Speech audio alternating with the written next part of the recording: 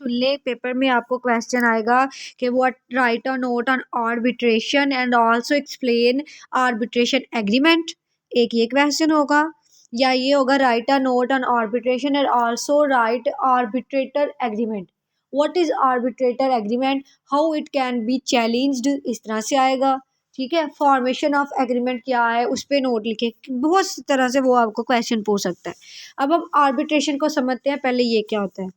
Arbitration is a fundamental component of alternative dispute resolution that provide parties involved in a dispute with an alternative to court litigation। मतलब arbitration ये वो चीज़ है, क्या है, एक मतलब आप समझ लें कि एक ऐसा मतलब ऑर्गेनाइजेशन है या एक ऐसा कंपोनेंट है अल्टरनेटिव डिस्प्यूट रेजोल्यूशन का, जो क्या करता है कि पार्टीज के दरमियान में डिस्प्यूट आता है उनको कहता है कि आप कोर्ट से, कोर्ट की लिटिगेशन से यानी एडवाइजरियल सिस्टम से बाहर निकल के अपना फैसला कर सको।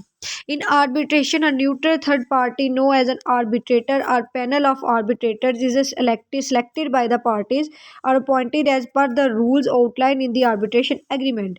अब यहाँ पे बताया गया क्या होता है आर्बिट्रेशन में, एक न्यूट्रल थर्ड पार्टी, यानी उसने ये नहीं करना कि ए क्या सोच है बी क्या कर रहा है, सी ने जो है दोनों को सुनना है और फिर फैसला सुनाना है।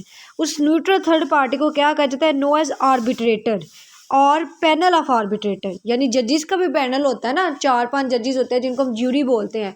इसी तरह से जो आर्बिट्रेटर होते हैं उनका भी एक पैनल है, एक आर्बिट्रेटर होगा, एक पर्सन होगा, अगर वो ज़्यादा होंगे तो आर्बिट्रेटर पैनल उसको हम बोलेंगे। उसके बाद आगे इसमें आ जाता है these arbitrators act as a private जज who access the evidence presented by both parties. ये क्या करते हैं, ये आर्बिट्रेटर जो जजेस होते हैं इनको हम प्राइवेट जजेस भी कहते हैं। इन्होंने क्या करना होता है, दोनों साइड्स के जो एविडेंस है ना, सबूत हैं, उनको इकट्ठा करना होता है दोनों पार्टी से, and make a binding decision, और फिर उन पे बाइंडिंग मतलब कि उनको लागू करवाना है, उनको मनवाना है उस डिसीजन को। नो एज आर्बिट्रेटर अवार्ड, तो उसको हम क्या कहेंगे, उसको हम आर्बिट्रेटर अवार्ड कहेंगे। ये जब आपकी क्लासेस स्टार्ट हुई थी तब भी मैंने ये आपको समझाया था कॉन्सेप्ट, अब आपने ध्यान से सुनना है। वो प्रोसेस, वो अमल जो लोगों के दरमियान में डिस्प्यूट को सॉल्व करता है बियॉन्ड द कोर्ट, उसको हम आर्बिट्रेशन एग्रीमेंट कहते हैं। अब जो न्यूट्रल पार्टी उनके दरमियान में एग्रीमेंट सॉल्व करवाते हैं उसको आर्बिट्रेटर कहा जाता है। आर्बिट्रेटर जो अपना डिसीजन देता है दोनों पार्टीज को सुन के, उसको आर्बिट्रेटर अवार्ड कहते हैं। ठीक है, अब आगे आ जाए, डेफिनेशन ऑफ आर्बिट्रेशन क्या है। ब्लैक्स डिक्शनरी के मुताबिक है, arbitration in Black's dictionary is defined as a method of dispute resolution where an impartial third party the arbitrator renders a decision after considering the evidence and argument presented by the parties involved. अब आपके सामने सारी बात आ गई कि इसमें impartial third party होती है जिसको हम आर्बिट्रेटर बोलते हैं, जिसने डिसीजन देना होता है एविडेंस सुनने के बाद, और पार्टीज क्या करती हैं, उस एग्रीमेंट पे एप्लीकेबल कर लेती है। Decision no as the arbitrator award is binding and enforceable. ये सब पे बाइंड होता है, सब पे इन्फोर्सेबल होता है। नेक्स्ट अब आ रहे हैं इसके स्कोप पे। स्कोप क्या है, कहाँ कहाँ पे हम जो है आर्बिट्रेशन का ये मेथड है उसको यूज़ करते हैं। सबसे पहले जी commercial dispute. Commercial arbitration in Pakistan is extensively use for resolving dispute arising from business contract international trade and commerce. Simple सी बात है कि अगर पाकिस्तान में ये जो है वो क्या होता है कि अगर कोई रिजॉल्व हो जाए, कोई डिस्प्यूट हो जाए बिजनेस कॉन्ट्रैक्ट के रिलेटेड या इंटरनेशनल तजारत कॉमर्स के रिलेटेड, तो तब हम आर्बिट्रेशन एग्रीमेंट को यूज़ करते हैं। जैसे इसमें example, in a case involving a breach of contract between a Pakistan manufacturer and an international buyer, the parties may opt for arbitration in Pakistan under the rule of recognized arbitration institution like the Lahore Chamber of Commerce and Industry। अब यहाँ पे जो Lahore chamber and commerce है, industry है, उसको हम arbitrator कहेंगे, वो जज होगा वहाँ पे। ठीक है, वो क्या करेगा, इन दोनों जो मतलब पाकिस्तान का मैन्युफैक्चर था, बनाने वाला था, और जो सेल बाय करने वाला था, वो इंटरनेशनल कोई भी ऑर्गेनाइजेशन हो सकती है, वो क्या करेगा, फिर इन दोनों के जो आर्गूमेंट्स है उनको सुनेगा और फिर फैसला करेगा। इसको हम कहते हैं, ये भी आर्बिट्रेशन की एक शेप है। Construction disputes. Arbitration is common Pakistan construction industry for disputes related to project delay, quality issues, contractual disagreement and payments। यहाँ पे कहते हैं पाकिस्तान में जो है वो एक इंडस्ट्रियल स्टेट है, तो यहाँ पे बहुत से मसले हो सकते हैं इंडस्ट्रीज़ को। लाइक इसमें जो है प्रोजेक्ट में तखीर हो गई है, प्रोजेक्ट नहीं वक्त पे बना, या जो प्रोडक्ट है उसकी क्वालिटी बेहतर नहीं है, या जो एग्रीमेंट हुआ है उससे मुकर गए हैं लोग, या पेमेंट नहीं हुई। जैसे एग्जाम्पल है, if there is a dispute between a contractor and a client regarding project completion delays, they may agree to arbitration under the rule of Pakistan energy council. अब यहाँ पे बताया गया पाकिस्तान एनर्जी काउंसिल यहाँ पे एज ए आर्बिट्रेटर के तौर पे काम करेगी, और जो क्लाइंट्स के दरमियान में और जो कंस्ट्रक्टर के दरमियान में जो लड़ाई झगड़ा होगा उसको सॉल्ट आउट करवाएगी।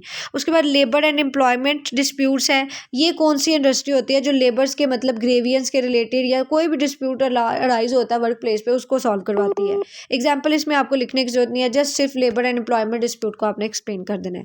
कंज्यूमर डिस्प्यूट्स को इसके जस्ट आपने नाम लिख लें, इंटेलेक्चुअल प्रॉपर्टी डिस्प्यूट ये भी नाम, फैमिली लॉ डिस्प्यूट ये जस्ट आपने नाम लिखना है, इतना ज़्यादा याद करने की जरूरत नहीं है। स्कोप सिर्फ आपने मैक्सिमम 5 to 4 इतनी ज़्यादा हेडिंग्स लिखने की जरूरत नहीं है, मैक्सिमम अगर आपने लिखनी भी है ना 2 या 3 हेडिंग्स इनफ है। अभी आपका क्वेश्चन कंप्लीट नहीं हुआ, सिर्फ हमने स्कोप लिखा, अपनी तीसरी हेडिंग बनाई, कंक्लूजन स्किप किया। अब हमने आगे एक्सप्लेन करना है आर्बिट्रेशन एग्रीमेंट क्या है। ये आपको अलहदा भी क्वेश्चन आ सकता है कि right a note on arbitration agreement. तो आपने ऊपर अभी जितना पढ़ के आए हो आर्बिट्रेशन के बारे में, मीनिंग ऑफ आर्बिट्रेशन वो भी आप पढ़ के आए हो, अब आपने आर्बिट्रेशन एग्रीमेंट को भी आगे लिखना है। इंट्रोडक्शन हम नहीं करेंगे, कंपोनेंट से हम स्टार्ट कर देंगे, क्योंकि हमें पता है आर्बिट्रेशन एग्रीमेंट क्या होता है। जो पार्टीज़ के दरमियान में सुलह से आपस में वो एग्रीमेंट कर लेती हैं जिसमें उन्होंने रूल्स एंड रेगुलेशन रखे होते हैं कि हम इसको फॉलो करेंगे, उसको हम आर्बिट्रेशन एग्रीमेंट कहते हैं। तो अब हमारे क्वेश्चन पेपर में क्या आएगा, right a component of arbitration agreement. तो अब हमने पढ़े होंगे, फिर हमें इजीली पता होगा क्या होते हैं। सबसे पहले identification of the parties. An arbitration agreement should clearly identify the parties involved in the dispute. This typically include the name, addresses and contact information of the parties. Simple सी बात है, एग्रीमेंट पे क्या होता है कि दोनों पार्टीज के नाम, पते, एड्रेस वगैरह सब कुछ लिखा होता है। कोई भी मुआहिदा है तो मुआहिदे में सबसे पहले ये ज़रूरी है, क्योंकि अब हम सबके नाम भी बहुत से होते हैं। अब वल्दियत तो चेंज हो सकती है ना, चलो वल्दियत भी अगर सेम हो जाए तो एड्रेस भी अलग-अलग हो सकते हैं, कॉन्टैक्ट नंबर भी अलग होते हैं। ये सिर्फ किस लिए होते हैं, ये आइडेंटिफाई करने के लिए होते हैं। तो वो कहता है कि आइडेंटिफाई करने के पार्टीज़ के वहाँ उनके एग्रीमेंट के ऊपर क्या करते हैं, मुआहिदे के ऊपर। जैसे कभी आपने निकाह का वो इन्विटेशन कार्ड देखा हो तो उस पर ब्राइड एंड ग्रूम का नाम लिखा होता है, तो वो क्या है, आइडेंटिफाई करने के लिए है। तो इसी तरह से ये एग्रीमेंट आइडेंटिफाई करने के लिए उनका नाम। Intent to arbitrate. The agreement should express the unequivalent intent of the party to resolve their disputes through arbitration, including their willingness to forego litigation. This demonstrates the voluntary nature of arbitration. अच्छा, अब यहाँ पे वो clearly जो है वो बता देते हैं कि वो जो है litigation के process से भाग रहे हैं, और वो उनकी नीयत है कि वो अपने dispute को बजाय जो है वो क्या करें, arbitrator के थ्रू जो है वो solve करवाएं। Scope of the agreement. The agreement should define the scope of the dispute that will be subject to the arbitration. यहाँ पे बताया गया कि एग्रीमेंट जो है वो इस वसअत को इजाफा देता है कि भाई ये जो आर्बिट्रेशन है इसका ये एक सब्जेक्ट है। It can broad covering all dispute arising out of particular relationship और कॉन्ट्रैक्ट और narrow addressing specific type of dispute. मतलब इसमें बताया गया इसकी ये ब्रॉडर सेंस है कि इसने क्या करना है कि जितने भी लोगों के दरमियान में डिस्प्यूट अराइज हुए हैं, लाइक वो रिलेशनशिप है, उनका कोई कॉन्ट्रैक्ट है, या कोई भी जो है वो पेचीदा मैटर है, कोई भी मैटर है, उसको वो आपस में जो है वो सॉल्व कर लेते हैं। ये चीज़ है। Arbitration rules. Parties often choose specific arbitration rule और institution to govern the arbitration process commonly use. बस यहाँ तक है, मतलब जो आर्बिट्रेशन रूल्स है ना वो इंस्टीट्यूशन अदारे ने जो रूल्स एंड रेगुलेशन बनाए हुए हैं उसी को सॉल्व कर लेती हैं। बस यहाँ तक। Selection of arbitrator. The agreement should specify the process for appointing arbitrator. Parties can choose a sole arbitrator or a panel of arbitrators. बस यहाँ तक। इसमें सिंपली ये बता दिया गया है कि पार्टीज को ये राइट दे दिया जाता है कि वो क्या करें कि आर्बिट्रेशन का जो प्रोसेस है उसमें से गुजरने के लिए वो अपनी मर्जी का एक न्यूट्रल या एक पर्सन या एक ज्यूरी जो है एक उनको क्या कर सकते हैं, वो अपॉइंट कर सकती हैं। ज्यूरी का वर्ड यहाँ पे बेहतर नहीं होगा, पैनल ऑफ आर्बिट्रेटर कह सकते हैं। Venue and seat of arbitration. The agreement should state the location where the arbitration hearings will be conducted. मतलब वो लिखा होता है ना, कभी आपने वेन्यू का लफ्ज़ पढ़ा होगा इनविटेशन कार्ड के ऊपर कि वो बताया होता है कि एट दिस मैरिज हॉल। इसी तरह से यहाँ पे भी लिख दिया जाता है, वेन्यू बता दी जाती है, वो प्लेस, इस जगह पे जो है वो एग्रीमेंट होगा, इतनी सीट्स होंगी, इतने लोग होंगे, वो सारा वहाँ पे जेन्युइन लिख दिया जाता है। Governing laws. Parties should designate the law that will govern the arbitration agreement. This choice often affect the interpretation and enforcement of the agreement. यहाँ पे क्लियरली वो कह रहा है कि बता दिया जाता है कि किस लॉ के तहत उनको गवर्न किया गया, ठीक है, किस बात पे उन्होंने जो है उसको तशरीह कर दिया जाता है, किस बुनियाद पे जो है उस एग्रीमेंट को इन्फोर्स करवाया जाता है, वो भी बता दिया जाता है. कॉन्फिडेंशियली.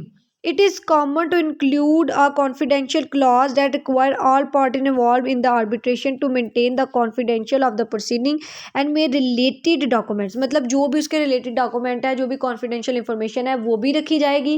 किसी थर्ड फोर्थ पार्टी को जो है वो एक्सेस नहीं दी जाएगी. उन पार्टीज के दरमियान जो वायदा हुआ है उन्हीं तक रहेगा. ये चीज़ है. कॉस्ट एलोकेशन, मतलब इससे कॉस्ट भी जो है वो डिस्ट्रीब्यूट हो जाती है, ठीक है. एडमिनिस्ट्रेटिव की कॉस्ट भी नहीं आती, ठीक है. लीगल एक्सपेंसेस भी कोई नहीं आते हैं, क्योंकि दूसरे प्रोसीजर में अगर जाएं तो बहुत सारे भी अफोर्ड करने पड़ते हैं. Award enforcement. द एग्रीमेंट में specify that the arbitration award will be final and binding with details on the enforcement process in case a party fail to comply with the award. यहाँ पे बताया गया है कि अवार्ड जो है वो डिसीजन आ गया ना. अवार्ड हम किसको कहते हैं? Arbitrator award. जो डिसीजन है आर्बिट्रेशन का, ठीक है, वो इन्फोर्स करवाया जाएगा, वो बाइंड कर दिया जाएगा पार्टीज को कि आपने हर हाल में इसको फॉलो करना है. अब आ जाते हैं बेनिफिट ऑन आर्बिट्रेशन एग्रीमेंट. क्या फ़ायदे होते हैं भैया इस आर्बिट्रेशन एग्रीमेंट के? अब इतना हमने पढ़ लिया सारा, हमें तो क्लियरली पता चल गया है. हम तो खुद इसके अंदर से जो है वो इसके फ़ायदे निकाल सकते हैं. सबसे पहले स्पीडी एंड एफिशिएंस, मतलब ये बहुत इजी है, बहुत तेज़ प्रोसेस है. ये बहुत जल्दी जो है वो प्रोसेस हम हल कर लेते हैं ट्रेडिशनल कोर्ट सिस्टम के निस्बत. कॉन्फिडेंशियल है, मतलब इसमें प्राइवेसी जो है वो इन्फ्रिंज नहीं होती, लोगों की प्राइवेसी महफूज रखी जाती है. फ्लेक्सिबिलिटी है, यानी इसमें जो स्पेसिफिक लोगों की नीड्स हैं वो वक्त के साथ जो रूल्स एंड रेगुलेशन है उसके अकॉर्डिंग बदल लिया जाता है. इन्फोर्सबिलिटी है. Arbitration awards are usually easier to enforce across boards due to international convention like new York convention. मतलब ये जो न्यू यॉर्क कन्वेंशन या एग्रीमेंट है उनकी वजह से इसको ज़्यादा एप्लीकेबिलिटी हो गई है, ज़्यादा इन्फोर्सेबल है. रिड्यूस कॉस्ट, पैसे कम लगते हैं इसमें. एक्सपर्टीज, इसमें पढ़े लिखे डिस्प्यूट्स जो होते हैं लोग वो सॉल्व करते हैं. चैलेंजेस ऑफ एन आर्बिट्रेशन, ये नहीं हम करेंगे.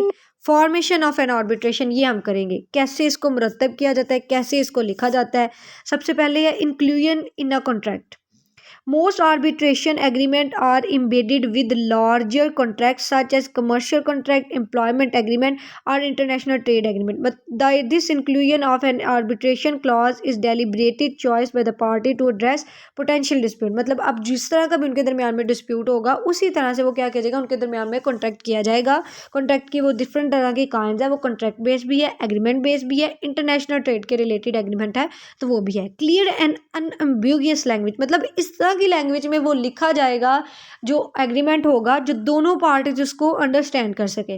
लाइक अगर वो पश्तो में अंडरस्टैंड करते हैं तो उसमें लिख लिया जाएगा, अगर उर्दू में करते हैं तो उसमें लिख लिया जाएगा, अगर इंग्लिश में है तो उसमें लिख दिया जाएगा. ज़्यादा पेचीदा कॉम्प्लिकेटेड वर्ड्स यूज़ नहीं किए जाएंगे. म्यूचुअल कंसेंट, बाहमी रजामंदी से.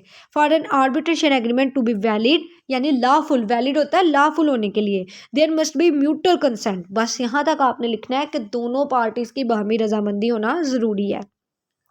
Specification of covered dispute. The agreement should specify the type of dispute that will be subject to arbitration. This can be board covering any dispute arising from the contract, or specific focusing on particular issue like breach of contract, interpretation or intellectual property disputes. अब यहाँ पे है कि वो जो उनका होता है ना एग्रीमेंट, वो बेसिकली एक खास टॉपिक के रिलेटेड उनका एग्रीमेंट होता है जिसके रिलेटेड भी उनका मतलब लड़ाई झगड़ा खड़ा हुआ है. जो भी डिस्प्यूट उनके अराइज हुए हैं वो किसी प्रॉपर्टी के रिलेटेड भी हो सकते हैं, किसी तशरीह करना या किसी ब्रीच ऑफ कॉन्ट्रैक्ट के रिलेटेड भी हो सकते हैं. तो उसके रिलेटेड फिर वो क्या करते हैं, वो अपने डिस्प्यूट को सॉल्व कर लेते हैं. सिलेक्शन ऑफ आर्बिट्रेटर, ये भी उनके पास पार्टीज के पास चॉइस है कि वो अपनी मर्जी से फिर क्या करते हैं, अपना आर्बिट्रेटर मुंतखब करते हैं. जस्ट इतना लिखना है, फर्दर लिखने की जरूरत नहीं है. आर्बिट्रेशन एग्रीमेंट कैसे है जी,